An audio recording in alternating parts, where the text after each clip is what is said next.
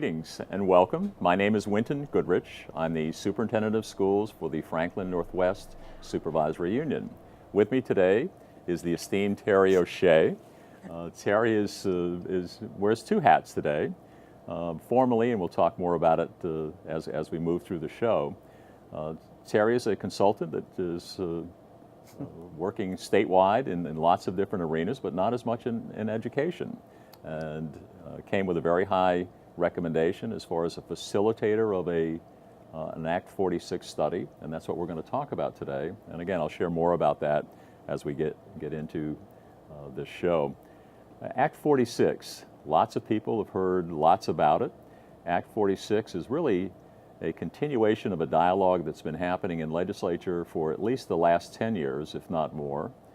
It started way back with the Wallace Foundation, put up $7,000 for school districts to study how they could become more efficient. And again, it's based on a cost factor as well as quality. And again, there was an assumption that Vermont is very decentralized in how school boards operate. And so when we talk about the word of governance and governance study, governance is really about the relationship between school boards, administrators, and teachers and the public.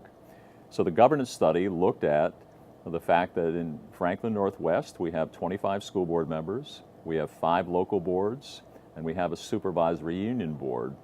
And so the discussion is about, could we do this job with a single board that now 6 boards operate? And so that's really the crux of what this Act 46 merger legislation was about. Would that make some sense across the state to take the 60 entities and to turn them into, rather than multiple school boards in each SU, to turn them into a single school board? And so the assumption by legislature is that that would be a better way to go. We're not so sure in Franklin Northwest that that's what we think is best for education. And that's the focus of our show today.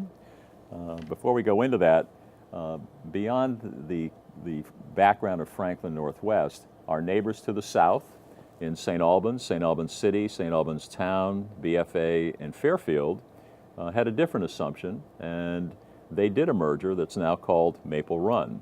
And we're sitting in their domain today with the studio in St. Albans.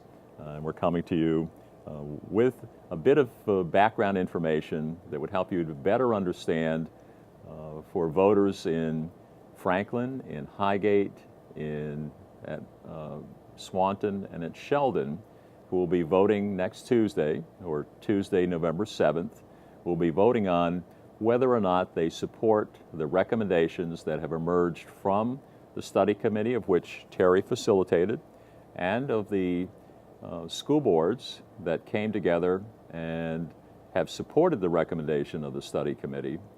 And the focus of the vote next Tuesday will be if voters feel that the recommendations are the way they'd like to go, and you vote yes, it means you support the work of the committee and the vision of the boards. So if you vote no, it means you'd like to go back to the drawing board and look differently about potentially merging and giving up that local control. Again, that vote is Tuesday. I'm going to say it a couple of times today because I think it's important. In Franklin, Highgate, and in Sheldon, those will be floor votes, like town meeting votes, where you come together, you get information about the topic, and then probably cast a paper ballot if that's how it goes. In Swanton, it's an Australian ballot. You know, we're bringing in foreigners here. They got to tell us how to operate this.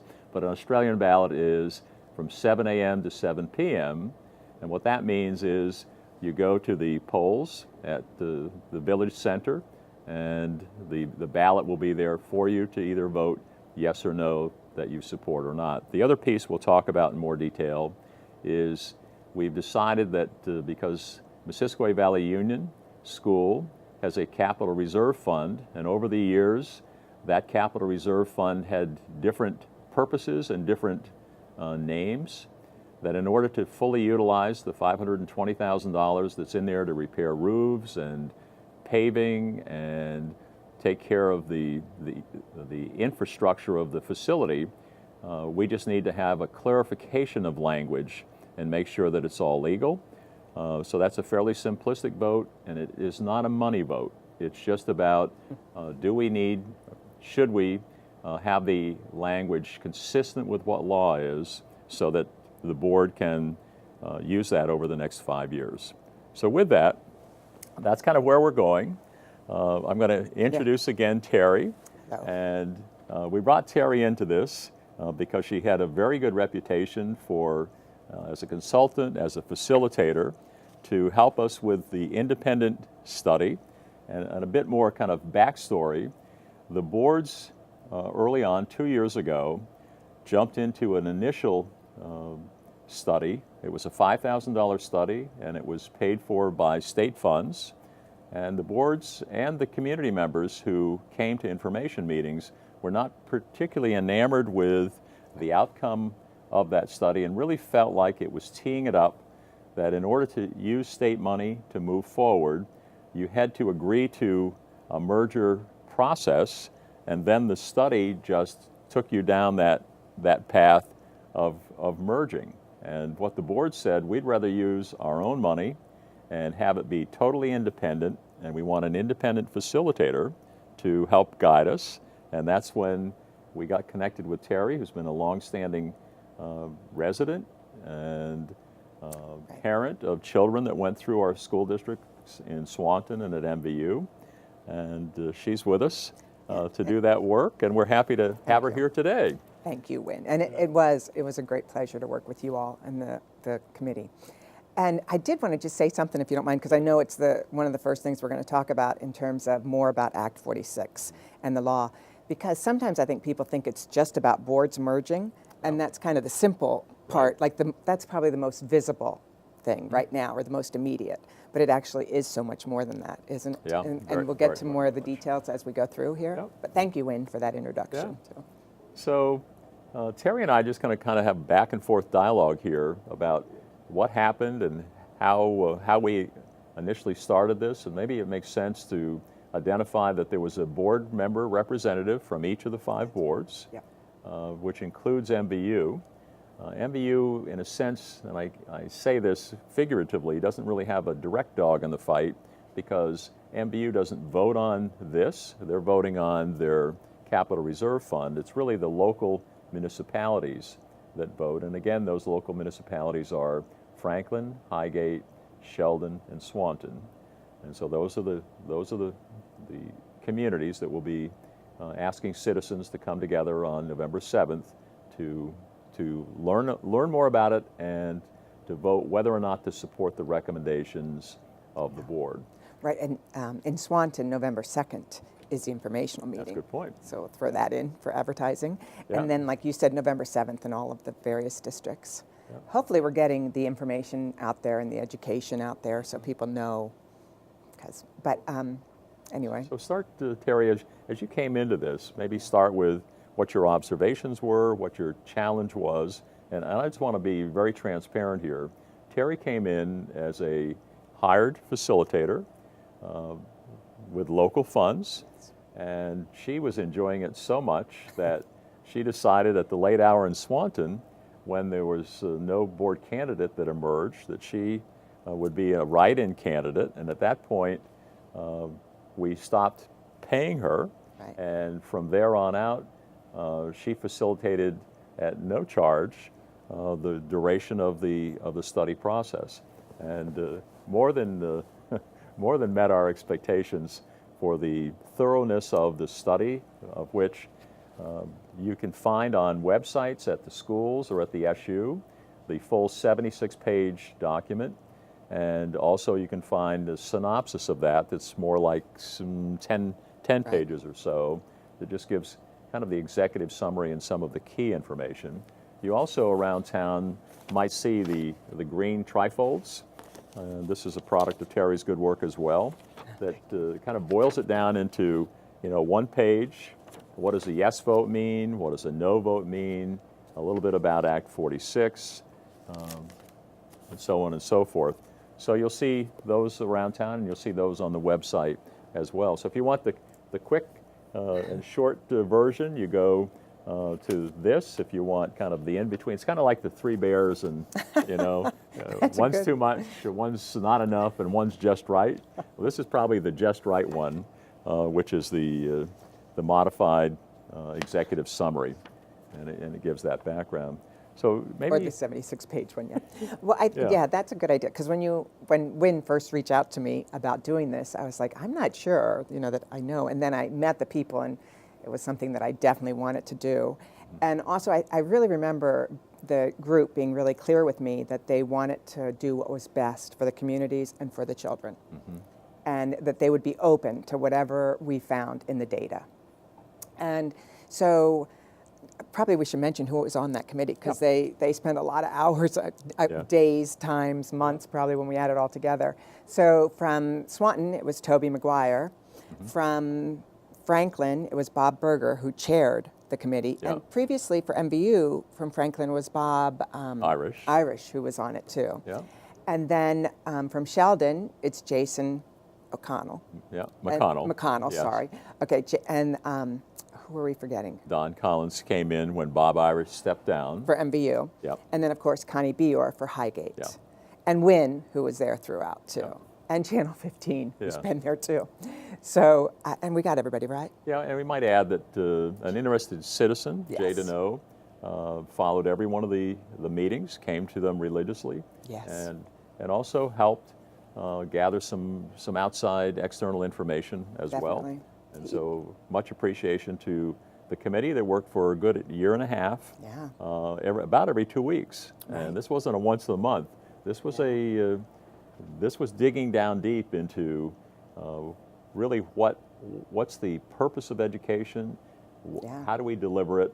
In fact, I'll always remember what Connie Bior's statement was after a night of kind of one topic and really drilling down into the education system, saying we ought to be having these kinds of conversations regardless if Act 46 requires us to do it. And we made a commitment at that time to continue the work of this Act 46 committee. We probably have a different name. I think we've heard Act 46 enough. And by the way, you know, legislature, and this is in due respect, they come up with a different name every year. So it started as Act 46. This last legislative session, it moved to Act 49, but it really started with Act 153. And prior to that, after that, it was Act 156.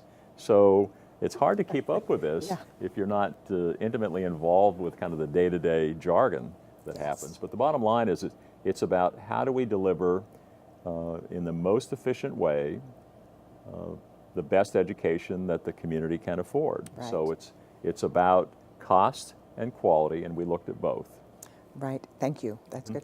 And then I think it's important because it was actually the second committee that was formed, as Wynn referenced, and that the first committee that they went out and they talked to all the citizens in the towns about what their concerns were, what they wanted, things like that. So the committee members on the committee that we're talking about now, they had that input from before about how strongly their voters felt about not merging and keeping their school board and keeping their school, et cetera. Because so there was that input, but they were still going to be neutral depending on data. So we did look at lots of data. We looked at qualitative data and we looked at quantitative data. We looked at a ton of data. And that's kind of where Wynn was saying, as we were looking at all this data, we were like, well, this is good to be looking at all this data. Regardless of how much time it takes, it's still a good thing. And so qualitative, maybe that's where to start with this. Or maybe let's talk a little bit more about Act 46 if we could. Okay. You know, just what it really means. The 5 goals probably make sense. And so you'll see in the documents that, again, you can access on websites. And these Act 46 goals are required of every school district in Vermont, not just ours. But it's really about provide substantial equity in the quality and variety of education opportunities, lead students to achieve or exceed the state education quality standards. And I'll just stop there and say the Agency of Ed, starting this year and over the next 2 years, will visit with a visiting team every school district and every SU in Vermont to be able to ascertain whether or not students are achieving some very high-reaching quality standards. The third is maximize operational efficiencies through increased flexibility to manage, share, and transfer resources. In that context, always looking at student-teacher ratios as well. The fourth goal, promote transparency and accountability. And the fifth is to deliver education at a cost that parents, voters, and taxpayers value. And therein lies the crux of its quality and affordability all at the same time. Right. And so the committee kept those goals in mind as we went through, and we framed things through those goals. And so, and Act 46 was kind of brought about for, we were not the poster child, as we say before, for Act 46, our Franklin Northwest Supervisory Union. Because Act 46 really came about because of declining enrollment, the cost per pupil being so high.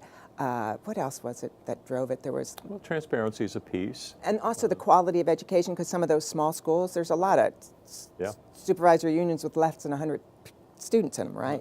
There were? Or school districts with less than 100. School districts with less than 100.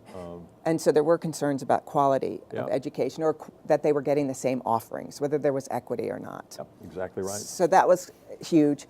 And then but in our situation, populations were not declining like they were on the state. Right. We did have MVU is declining, but not at the same rate as high schools in the state. Mm-hmm.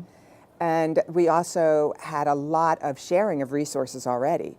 And the most visible probably being MVU. I mean, we'd already come together, our high schools. Now Sheldon has free choice, and so that's different. They would be treated differently under the law too. And let me push a little bit on what Terry said about, we already had the experience that started in 1970 when Franklin, Highgate, and and Swanton agreed to create a union middle and high school, which is MVU. Right. And so we have experience with that. We had that merger that happened starting really back in the Hoff governor era of the 1960s when there were 36 union schools created. It took MVU a few more years to be able to come to that agreement, and a few promises that got delivered at a much later time. But the recognition in the 60s, it was a similar kind of dynamic as now. And if we were to take it back to the early 1900s, there were 2,500 schools in the early 1900s. And that's when supervisory unions first came into being. There was a Harvard group of 10 individuals that were hired by the state of Vermont to really look at our education system. And this is really the equity component that prevails today, realizing that the little one-room schoolhouses had great disparity in the quality of education that was provided for children. And at that point, 14 supervisory unions were created, really one per county, and a superintendent was hired to oversee and to ensure that there was quality that was being delivered in each of those schools. And about that time, a pretty dramatic decline in the number of schools that went from 2,500 in the late 1800s to about 350 in the early 1900s. And right now, today, we're looking at a bit over 300 schools. So the number of schools are not going to diminish. It's not the intent of Act 46 to close schools. The intent is for them to be able to share resources in a more efficient and effective manner. So that's a little bit of kind of past that's history. That's a lot of information, you know all that. Yeah. So, and that brings us to another point, and that is that we already share in our supervisory union. And Wynn, you really have, under great leadership with Wynn, that there's shared teachers, there's agreed upon contracts that we share. Yep. I mean, all those efficiencies that some supervisory unions are getting by merging, we already have. Yeah, and this is really an enhanced, I'm probably getting ahead of myself. I know. The state in Act 46 had what are called preferred governance models, and that's what Maple Run did. The preferred model, if all being equal and the districts have this similar governance structure, the preferred model is to dissolve the small boards and create one big board. Franklin Northwest didn't choose to move forward with the preferred model for a couple of reasons. But one of them, Sheldon is a pre-K 8, Franklin, Highgate, and Swanton are pre-K 6. Yeah. You can't force mergers of unlike governance structures. MVU is a grade 7 through 12. So one of the preferred structures could be what is MVU now, could have potentially, and the state still could do this, could merge Franklin, Highgate, and Swanton with MVU and create one pre-K through 12 school board. Sheldon would be a standalone. I think if one were to kind of step back and look at Franklin County, knowing that there's a merger process going on in Franklin Northeast, and the merger process north of us is Richford and Montgomery. Will be voting on November 30th to merge those two pre-K through 12 boards into a single board in what's called a side-by-side. And one side of that is Enosburg and Richford, having merged the two pre-K 12s together. The other side would be Berkshire, Montgomery, and Bakersfield, merging their three pre-K 8 districts together. And so they did a pretty serious study at a very late hour. Montgomery is an advisory member, so if the voters from Montgomery choose not to join that, then it doesn't prevent Berkshire and Bakersfield from creating a single board. There is flexibility in that plan that Sheldon could, as a like pre-K 8 entity, could merge with them, and that would pull Sheldon out of Franklin Northwest. We probably should have brought a little geography map here so that folks could see physically what that might look like.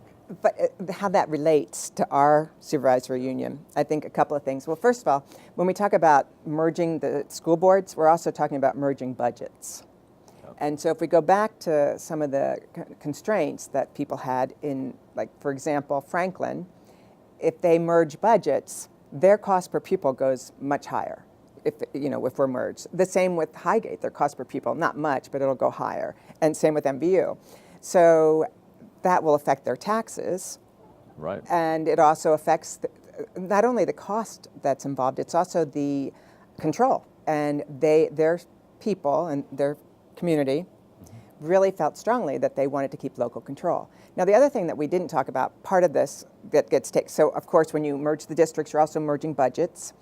And when you merge budgets, there was also part of the law that you have representation based on population. Right. And so that was another big drawback for the people in our communities. However, there has, like Franklin Northeast, right? They've talked about how they're going to do at-large representation. So that's what we have at MVU now. MVU has at-large voting.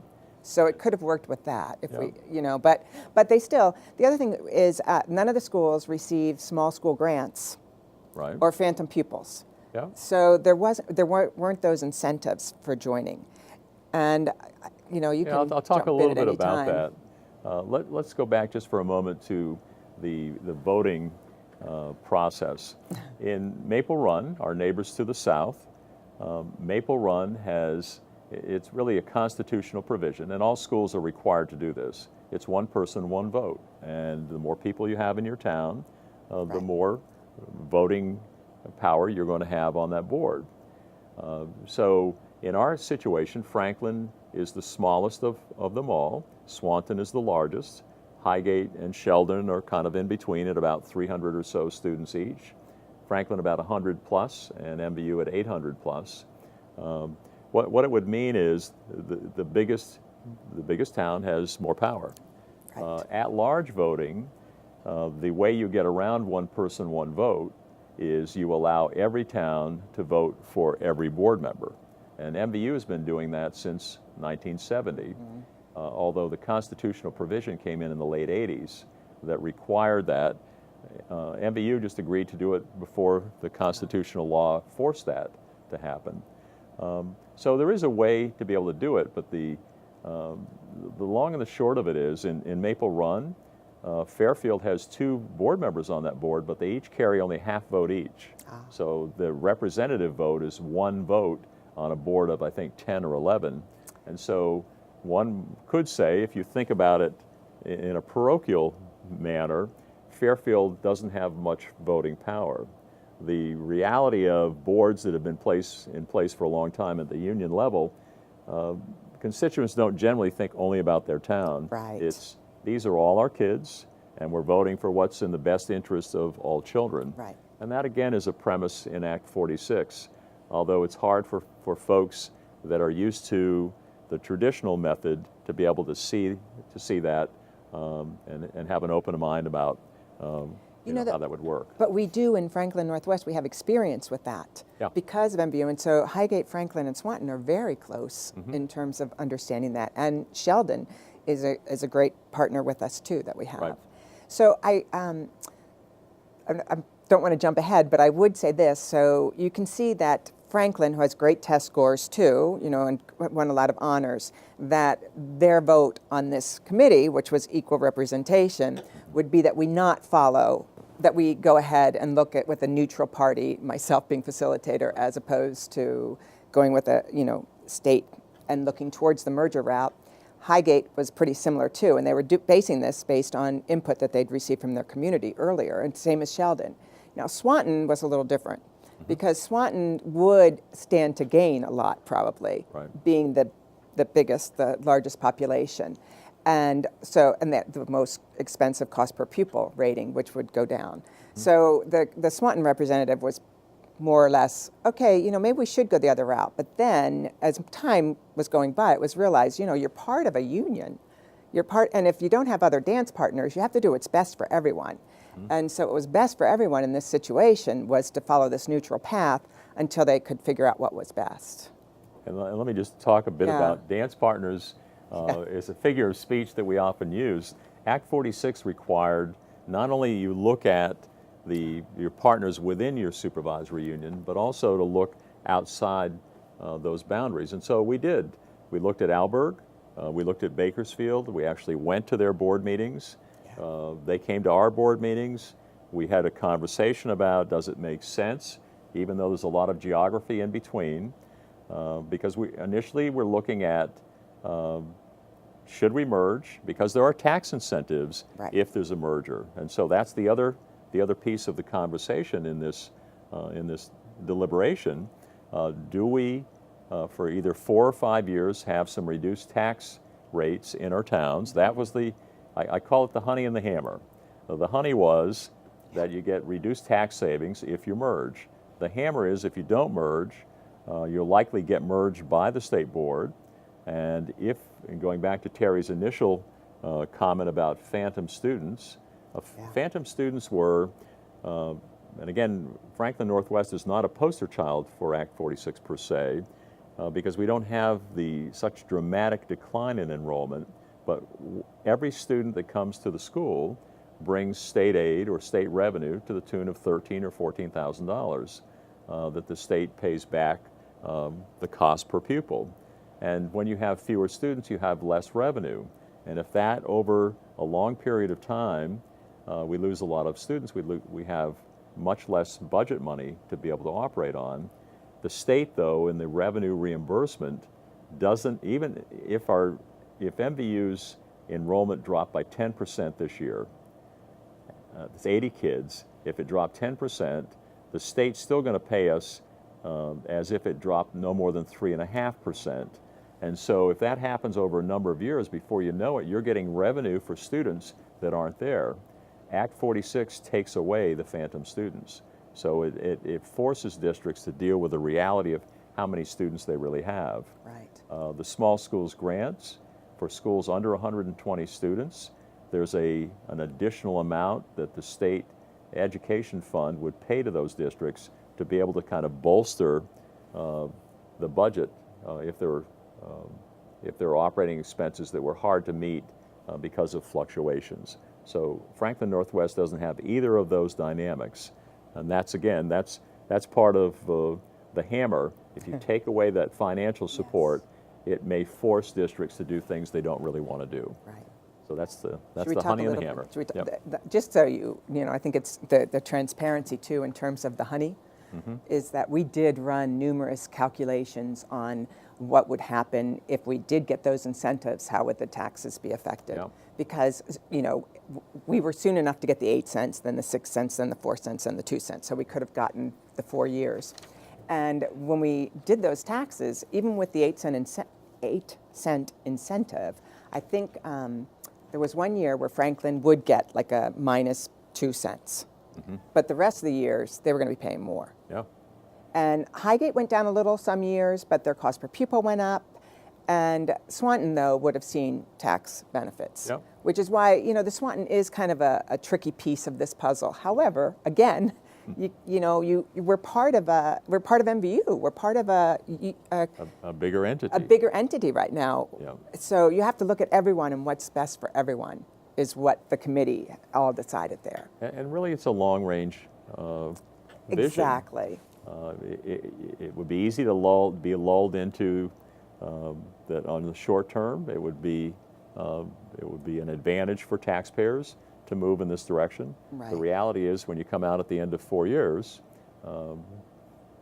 where are we? Right. And the harsh reality is Franklin's cost per pupil would increase more than $1,000 per child, and that's a substantial impact Yeah. on that community. Right. Again, they have high test scores and low cost, as our other districts have also very low cost per pupil compared to the rest of the state. Exactly. That's important to talk Yeah. about, too, compared to the rest of the state. And there was something else I wanted to mention, and for some reason, it just slipped my mind. Well- I know. When we looked at some of the qualitative information, we found that a lot of these, Franklin, Highgate, Sheldon, they use their school for so many meetings. They don't have the municipal complex that we have in Swanton, where so a lot of what they do takes place in the school, a lot of their identity as a community. And Swanton, too, a lot of our identity takes place in that school. And like you said, long term, Yeah. Well, and again, it's important to stress that they wouldn't lose that identity per se. However, there's the worry of encroachment that when you lose your board, you begin to lose the nexus or the focus within your community, and especially with very small schools. That's in Franklin. That's what that community is really about. The school is a prized possession. Yeah. There are folks that fear that if there were one board and the enrollments continue to decline, that Franklin School might be closed down the road. And once you give up that local control, it's hard to get it back. And so, that statement is part of the independence that we really looked at without Right. allowing bias to cause us to be only in one direction. And again, that was the impetus initially for doing the independent study and for bringing in Terry to be able to lead us without the bias that we need to merge. So as we're kind of coming to some closure on this before we go into the MVU side, Terry, talk a little bit about some of the numbers that the committee came up with as far as cost per pupil, beyond what we've already said, and also the qualitative things. What were some of the recommendations? well, that's what I was thinking. Maybe because we're running a little short on Yeah. time, you can find tax information in those, rather than me spewing it off right Yeah. now, you can find it in that form, in this medium-sized one. But I think it's really important to think about what will change. The committee is very committed to all the students and the communities within Franklin Northwest Supervisory Union, and came up with quite a few additions, enhancements, et cetera, things that, continuous improvement right now. The schools they've known that they need, Franklin's doing great test-wise, but the other schools know that their test scores could do better. And so the schools have been working on it, and really hard. And so what we've talked about is, okay, how can we as a overall union help every one of those schools get better test scores? And so there's certain practices, best practices. And we've already seen an example from Swanton of some of the things that they're doing for best practices. So that's one of the recommendations. There's a lot more recommendations in terms of a State of the Union, where some of the work that we've been doing on this committee, some of the data mining that we've been doing, gives us some fascinating information that we can still be looking at as we Yep. go forward. the continuous improvement teams, the writing things into processes and procedures, the continuing to look for efficiencies, the... We looked at, and we're moving forward. We haven't made a final decision yet, but let's just say we're leaning towards part of the enhanced governance structure is to offer limited elementary school choice. Yes. And what that means, at least for right now, is 5 students could move between any of our 4 elementary schools. I've got 3 examples right now that I'm not going to go into detail where parents have come to us to say this would be very helpful in our process about relocating if our children could attend XYZ school. And every one of the elementary schools is involved with this. Yeah. And with that kind of flexibility, our mantra is to think merged, but to act local. That's true. And so you can either do it through centralized one board governance mergers, or you can do it through flexible collaborative thinking, as is our proposal, and do it in a different way with the existing governance structure. We've been for a number of years now going after high school tuition students. Yes. We send a bus to Sheldon, we send a bus to Alberg, we bring in probably close to 40 students at the high school level. So if you have a decline in enrollment in the high school, you can either cut programs or you can go after revenue. And we offer some very good program opportunities at MVU. And so that's one of the reasons that we're doing that. I was supposed to be in China this week, yes, doing the same thing there with an international student recruitment process to be able to bring Chinese students into MVU and also into elementary schools. So there's some other things that are in the works on developing kind of family relationships. Those are tuition paying students, and the process would be for host families to provide room and board that would be paid for by foreign students, much like what private schools do. So I guess if you can't beat them, you can join them. It's pretty exciting. And the other thing I want to mention is about curriculum. There's been a great emphasis on curriculum too, and making sure that there's equity throughout the system. And that's, I think, the committee did talk about how that was great, because what we did as part of a committee process was look at the time spent on each subject in all the different schools, which mined some great data for us to use and for Libby to have. And then the next step, as Connie, making sure it's implemented, that the same kind of... Right, with fidelity right, in all schools, that all students have the same opportunity to be able to learn at high levels.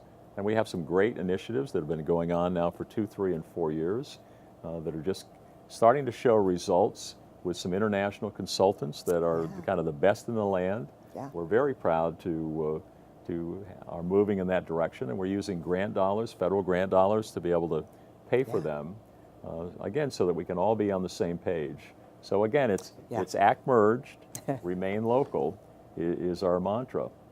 What I'm going to do is kind of bring us to some closure on the mechanics of what the vote is. And I said earlier in the program, next Tuesday, voters in Franklin, Highgate, and Sheldon at 7 o'clock at night will come together, and we'll vote on, the information meeting, a floor vote and a floor conversation about whether or not to support the recommendations of the committee, which were supported by the local boards and the Supervisory Union Board. Right. If voters vote yes at those floor meetings, it means they are agreeing to support the recommendation that will then go to the State Board of Ed, and the State Board of Ed will hear our advocacy to remain the same. If the State Board believes that meets the 5 goals of Act 46, then they don't merge us. If they don't believe that we're providing them with the adequate support for education, then they have the power to merge all of our boards together. At the same time that the Act 46, and the Swanton is the same, except you want to talk about that that's not a floor vote? Oh, right, the Australian ballot in Swanton from 7 to 7. Yeah. Now, at the same time, for Swanton, Highgate, and Franklin citizens, all day long, will be an Australian ballot vote for the MVU Capital Reserve Fund, and that's on the back page of this green flyer. And what it says is that the MVU ballot vote for Capital Reserve Fund language update will be in those 3 towns, and that's 7 a.m. to 7 p.m. So your strategy might be to come around 6:30ish to get that vote done in an Australian ballot in those communities, and then stay in Franklin, Highgate, and Swanton Franklin, Highgate, and Sheldon for the evening votes on Act 46. So the daytime voting is MVU Capital Reserve Fund. And again, that is about correcting some language. It's not that it violates any law, it's just that it needs to be consistent. And right now the language has not been consistent over the last probably 15 years. And it's to create a single focus that the money that voters set aside to take care of our buildings at MVU had different names. And we just need to have clarity in what that direction is. And by law, again, there's $520,000 in that Capital Reserve Fund to be able to keep the building operational and to keep it looking good and effective for what the needs of children are. So that's really the nature of what our show is today. Terry, we've got about 4 minutes here. Anything that we missed in the process that we ought to talk about? I'm wondering, I will say this, that I did come into this neutral, and I was so impressed with the work of our supervisory union. The people in it and the work, and also the excitement of what's going to happen further. Yeah. But that's why I did agree to, be neutral now as a facilitator, but also put on a different hat as a Swanton board member. Yeah, that's a tough balance, isn't it? It has been a tough balance, but truly, it is what's best for everyone. Yes. And that's why the committee is making this recommendation. Yeah. And we do work well together already. Yes, we do. Which makes a huge, significant impetus for us to be able to work even better, enhancing things for students and communities. How about you, Wynn? You're the one that's been helping with all this. What do you have to say? Well, I think we pretty much said it all. It's really about 2 ways to get the job done. One is through merging, and one is through an alternative governance structure. We call it an enhanced alternative governance structure because it's not just doing what we've been doing. We're ramping it up by going after additional students, which is additional revenue. We're operating like a single district in that we allow teachers and staff members to be employed in a number of districts within our SU and even outside our SU. And the elementary choice, we're allowing that free flow, very much like what Maple Run. Maple Run has 10 students in and 10 students out. For many years in high schools, it's called Act 129. There's that act again. I know, and you know them all. Act 129 really allows high school choice. And so that means BFA students up to 20 a year could attend MVU or Richford or Enosburg, and vice versa, any of those schools. And there is movement for many different reasons. And so it really comes down to what is within the value structure of the communities. Yes. And our communities and our boards have chosen to remain more like we were than we are to give up that local autonomy and that local control that has been it's been vested in communities for the last 200 years. And Yeah. we think that we can accomplish those 5 goals by acting merged and staying local. Can I just add one more thing? Yeah. And that is the committee, though, is respectful of what the communities think. And just to make sure, that's why we're having this referendum. Right. To get input. So if people don't agree, if they believe that merger is the way to go, then let us know by voting no Yeah. and not supporting. Yeah. If you do approve, then let us know as well by voting. By voting yes. Yes. So that's really that's a good swan song for the end of the show. And speaking of that, we only have one swan now, so that's a very sad tale. But that's a story for another day. Another day. Thank you, Wynn. The single swan actually will be residing at MVU this winter. I know. I love that. That's a Yeah. great idea. And we were hoping for 2, but we'll glad to have one. But the students will do a great job of taking care of That's this it. one. So thank you for tuning in. Again, the vote is next Tuesday, Yes. November 7th. From there, the boards will go to the state board in January and will advocate for staying an enhanced alternative governance structure. And from there, over the next year, we'll find out whether the state board decides if they want to merge us or if they Yeah. believe that we're able to get it done in this new structure. And with input from the community. Exactly right. So Thank thank you, you. Terry, for Wynn. being with us today, and thank you, viewers. And we'd love to see you at the polls next Tuesday.